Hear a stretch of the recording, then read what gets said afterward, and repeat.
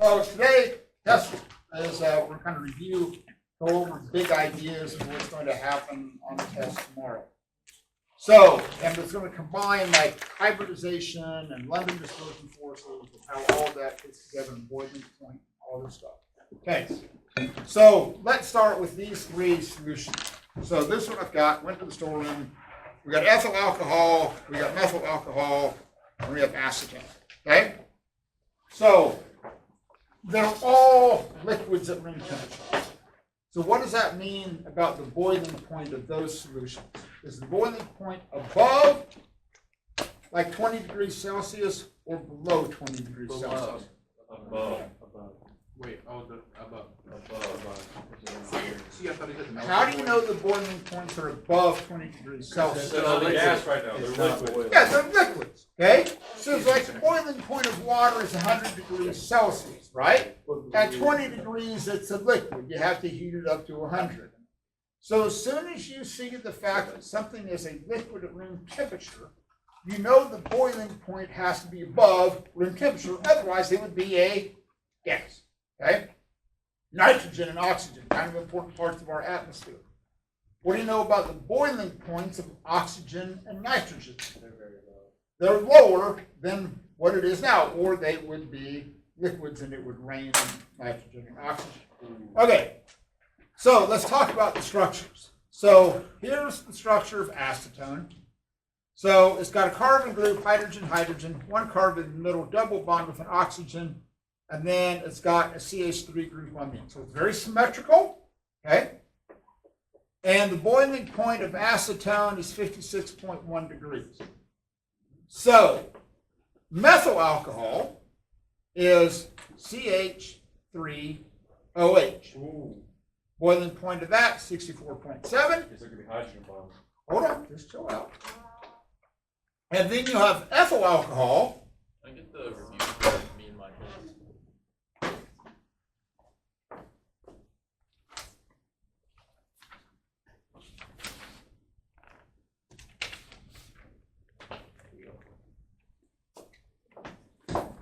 So ethyl alcohol has a boiling point of 78.2.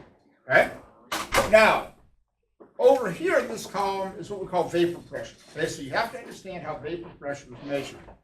So to measure vapor pressure, you take a container, just kind of like what's in front of Mara, and you have a pressure sensor, and you put some of that liquid in it.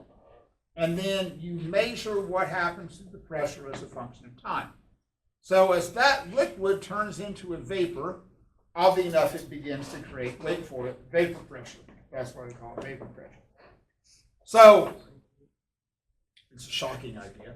So what you'll notice is that acetone has the highest vapor pressure, but it has the lowest boiling point.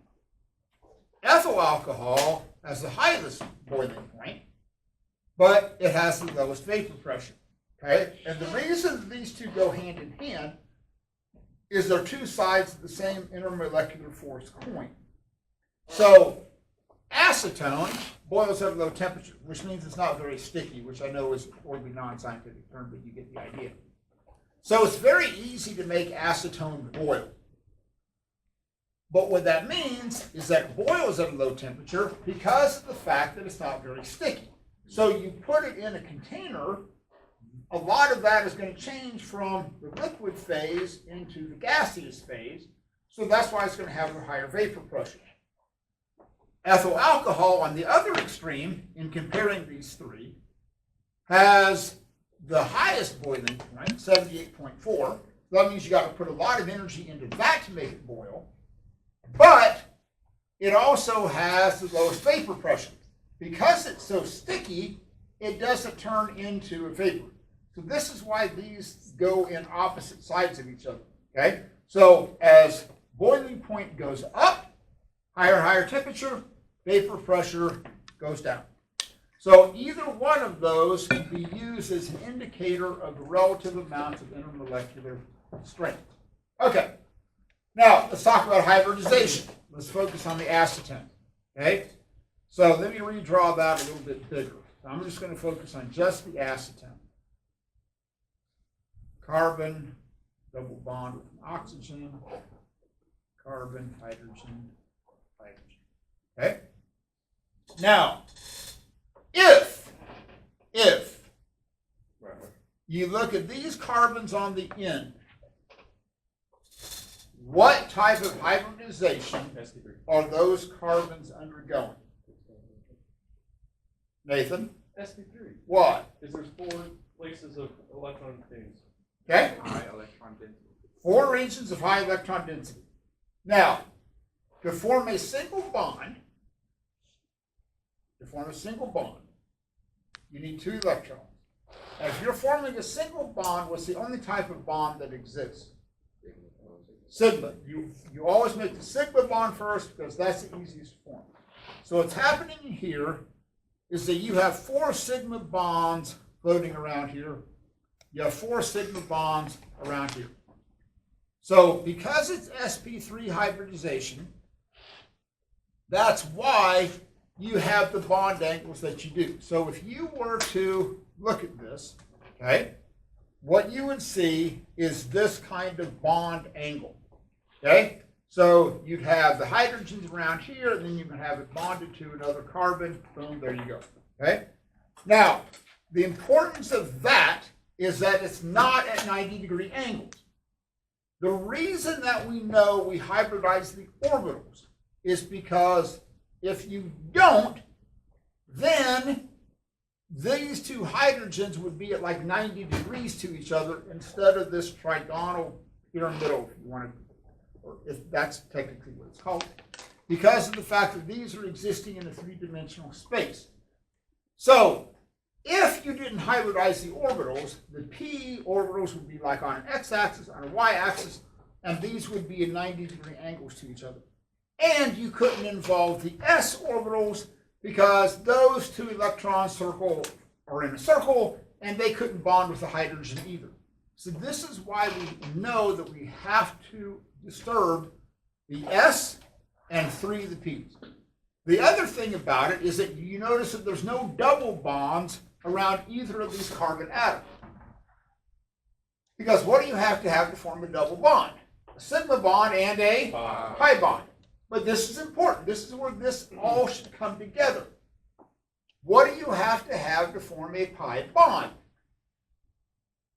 A non-hybridized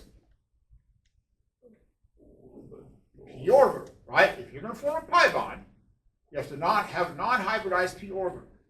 So this carbon in the middle undergoes what type of hybridization? sp2.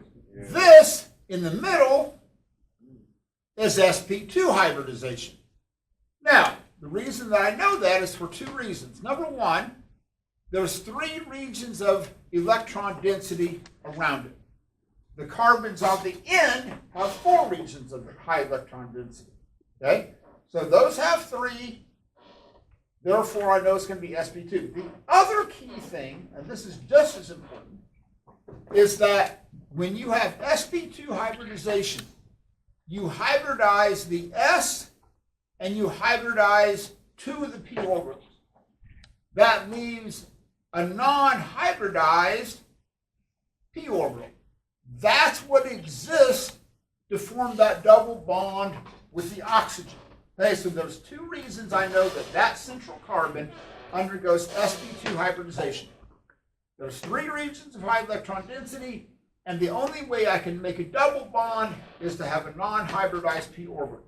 So on sp2, I screw up the s, I screw up 2 of the p's, but that leaves 1 of the p orbitals that isn't hybridized. Therefore, I know that that's going to be sp2 hybridization. Okay? SP3 can never have a pi. sp3 can never have a pi bond. Why?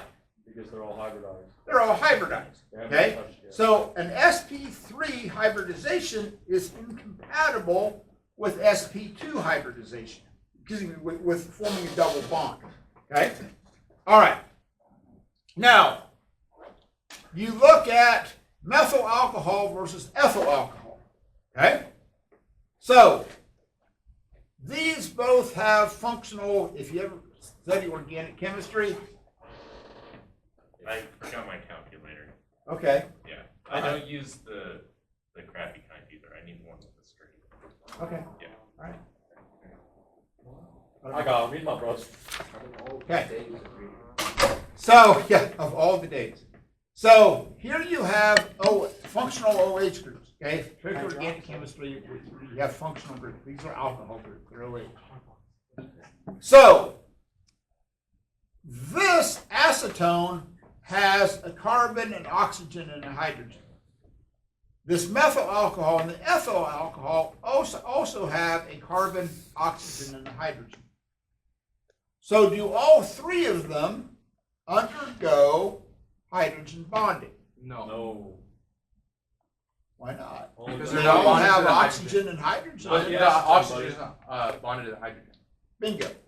So You're wrong. this, even though it does have oxygen and hydrogen in it, that is not hydrogen bonding. Okay? Remember, hydrogen bonding is an intermolecular bond. What has to happen is the oxygen has to be directly bound to which of three elements? No. Nitrogen, oxygen, fluorine.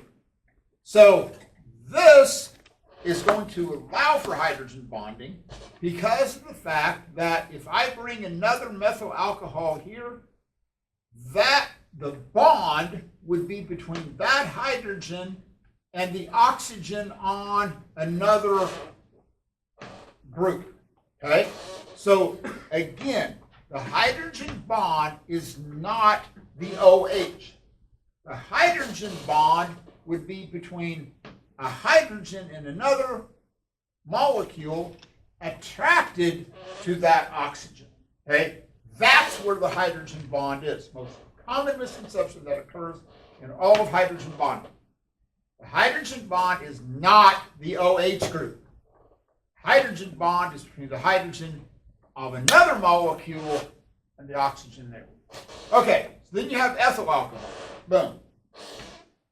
So here's the million-dollar question. These are similar structures. Okay? Why does ethyl alcohol have a boiling point of 78.4, but methyl alcohol only has a boiling point of 64.7? Ed, Because the ethyl alcohol has higher LDA. why? Because it has a bigger electron cloud. So it's easier to A polarizable. polarizability, or you can say it's easier to induce a temporary dipole moment. So the bigger the electron cloud is, the easier it is to induce a temporary dipole moment. Polarizability, if you want to go down that road. So this is what you have to be able to account for. These structures are the same. Okay? Now, here's the other thing. If you look at the acetone, 3 carbons, okay, 3 carbons, ethyl alcohol has 2 carbons. So based purely upon London dispersion forces, if that's all you knew was London dispersion forces, which one of these 3 should have the strongest London dispersion force? The acetone, because it has the biggest number of particles, it has the biggest number of electrons. Okay? So based purely upon number of size of the electron cloud, acetone should have the strongest London dispersion forces. But that's all it has. Okay? It doesn't have hydrogen bonding. But there's an interesting thing that does happen with acetone. Acetone, because it does have those oxygen, you only have like a certain number of unbound pairs of electrons. Acetone has a dipole moment. Okay? It has a dipole moment because of the fact that you have that unbalanced electron cloud in the middle. Methyl alcohol and ethyl alcohol also have dipole moments because of the fact that you have that unbalanced oxygen on the end. So if I said, hey, list the commonalities between acetone, methyl alcohol, and ethyl alcohol, you should say they all have London dispersion forces because anything that has electrons has a London dispersion force. That's different. They all have dipole moments. But the methyl alcohol and the ethyl alcohol also have hydrogen bonding. Okay? So they all have LDF.